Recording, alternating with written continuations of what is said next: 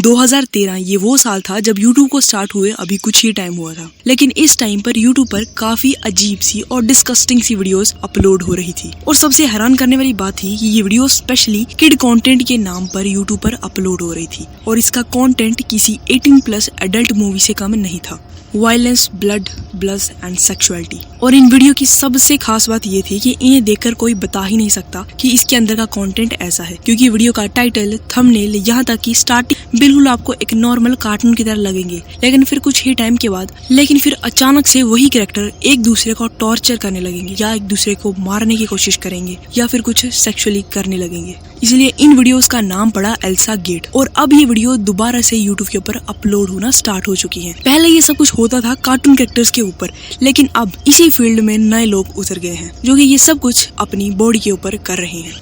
अब आपको YouTube के ऊपर कई सारी AI वीडियोस मिल जाएंगी जो कि ये सब करते हुए आपको दिखेंगी। इनमें ढेरों चैनल्स हैं जिनके की मिलियंस में सब्सक्राइबर्स हैं, जैसे कि story cat, cute animals, orange cat bomb, meow stories जैसे हजारों चैनल्स YouTube के ऊपर अभी अवेलेबल हैं। और यहाँ तक कि ये सारे के सारे मोनेटाइज भी हैं। इन वीडियोस का कंटेंट काफी अजीब एंड क्रीपी सा होता है। अगर आप नॉर्मली YouTube के ऊपर कैट वीडियो सर्च करोगे तो आपको कुछ इस तरह की वीडियोस देखने को मिलेंगी, जहाँ पे एक कैट दूसरी कैट को पॉइजन दे रही है, एक कैट मॉम अपने बच्चे को टॉर्चर कर रही है, एक बेबी कैट के ऊपर गरम गरम पानी फेंका जा रहा है। यहाँ तक कि अगर आप मिनियंस के ऊपर देखोगे तो उस पर भी हजारों वीडियोस बनी हुई हैं, जैसे कि इस मिनियन के पेट से हजारों कीड़े निकल रहे हैं, या फिर आपको जोकर कैरेक्टर्स के ऊपर ऐसी कई सारी वीडियोस मिल जाएंगी। और यहाँ तक कि इनके ऊपर कोई एज रिस्ट्रिक्शन भी नहीं है, ये स्पेशली बच्चों के लिए बनाई जा रही है। जैसे कि इस वीडियो में एक सिंपल सा जोकर अपनी लैब में जाकर मिलिन और क्रोकोडाइल को काट कर उसकी सर्जरी कर देता है। और कुछ वीडियोस तो ऐसी हैं जो मैं आपको इस पर दिखा भी नहीं सकता, मेरी वीडियो के ऊपर स्ट्राइक आ सकती है। पहले के टाइम पे ये सब कुछ मैनुअली होता था, यानी कि लोगों को थोड़ा सा टाइम लगता था इन वीडियोस को बनाने में, लेकिन अब ये सब कुछ AI की मदद से कुछ ही टाइम में किया जा रहा है, जिससे कि लाखों इस तरह की वीडियोस YouTube के ऊपर अपलोड है। और ये सारी चीजें यहीं पे नहीं रुकती, ये एक मिलियन इंडस्ट्री बन चुकी है, क्योंकि YouTube का एल्गोरिथम भी ऐसा है। अगर आप जो चीज देखोगे YouTube आपको बार बार वही चीज दिखाएगा। और इन वीडियोस का कंटेंट कलर ग्रेड इतना ज्यादा होता है जिससे कि आप इन वीडियोस को पूरा देखोगे, क्योंकि आप वहीं से इस लूप में फंस जाओगे। लेकिन आप सोच रहे होगे कि मैं तो एडल्ट हूँ, मैं तो इस तरह की वीडियोस देखता ही नहीं हूँ, और वैसे भी ये तो बच्चों वाली वीडियोस हैं। तो आप गलत हैं, ये सिर्फ बच्चों के नाम पर अपलोड हो रही है। लेकिन इस फील्ड में हमारे सोशल मीडिया इन्फ्लुएंसर भी तो हैं। ऐसे कई सारे क्रिएटर्स हैं जो कि बिना किसी टैलेंट के, किसी वैल्यू प्रोवाइड के लाखों में फॉलोअर्स लेके बैठे हैं। जैसे कि कुछ ये वीडियो देख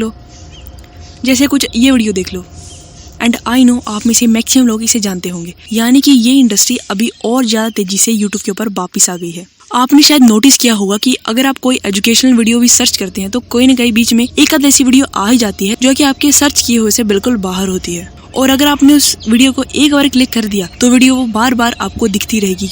जो कार्टून कैरेक्टर्स की वीडियोस थी जो ये सब करते थे, और सोशल मीडिया इन्फ्लुएंसर बस इसी चीज का फायदा उठाते हैं। आज जो कंटेंट एक 5 साल का बच्चा देख रहा है, वही कंटेंट 18 साल का बच्चा भी देख रहा है। और इसका बेस्ट एग्जांपल तो मैंने आपको बता ही दिया, जहाँ लोग सिर्फ अपनी बॉडी और कुछ डिस्कस्टिंग हरकतें करते हुए साल के लाखों कमा रहे हैं। जरा एक बार सोचो, जो बच्चा स्टार्टिंग से ही ये चीज कंज्यूम कर रहा है, उसके ऊपर आगे चल के क्या इम्पैक्ट पड़ेगा। और इन सब का असर आज के एडल्ट के ऊपर साफ दिखाई दे रहा है। अगर आप इंस्टाग्राम को ही देखें तो इसके कॉमेंट्स आपको किसी और दुनिया में ले जाएंगे। और हैरानी की बात तो ये है, जो मैक्सिमम कमेंट किए गए हैं 12 से लेकर 18 साल के बच्चों ने किए होते हैं। और ये सब कुछ अब धीरे धीरे YouTube के ऊपर भी आ रहा है। अगर आप कार्टून या कहानियां भी सुन रहे हैं तो उसमें आपको इस तरह की थंबनेल्स देखने को मिल ही जाएंगी। और इस तरह की वीडियो से YouTube पूरा भरा पड़ा है, और इस तरह की खराब वीडियोस पूरे YouTube के ऊपर अपलोड होती हैं। इसके बावजूद भी YouTube ये सब कुछ क्यों नहीं रोक रहा? तो देखो, सिंपल सा फंडा है, YouTube वही दिखाएगा जिससे YouTube और क्रिएटर दोनों को फायदा होगा। 2017 में जब ये एल्सा गेट सामने आया था तो ये एक नेशनल न्यूज बन चुकी थी, जिसने कि YouTube और कई सारे प्लेटफॉर्म्स के ऊपर काफी ज्यादा प्रेशर बनाया था। इस एल्सा गेट का कंटेंट भी बिल्कुल ऐसा ही है। उस टाइम पे YouTube ने कई सारी वीडियोस और यहाँ तक कि चैनल को टर्मिनेट भी किया था, लेकिन सच ये था कि ये सिर्फ एक टेम्परेरी पैच था। जैसे ही पब्लिक आउटरीच कम हुई, वैसे इस प्लेटफॉर्म के ऊपर दोबारा से इस तरह का कंटेंट अपलोड होना शुरू हो गया। बस फर्क सिर्फ इतना सा था, अब ये कंटेंट थोड़ा और ज्यादा अपग्रेड हो गया है। पहले आपको ये सब कुछ कार्टून में देखने को मिलता था, अब आपको कार्टून के साथ साथ हाई क्वालिटी में देखने को मिल रहा है। और यहाँ तक कि आपको कुछ क्रिएटर्स भी ये सब कुछ करते हुए मिल ही जाएंगे। मैं यहाँ पे सभी क्रिएटर्स की बात नहीं कर रहा, कुछ एक्चुअल में अच्छे कंटेंट बनाते हैं, लेकिन कुछ ऐसे भी हैं जो बिना किसी टैलेंट के, हार्ड वर्क के,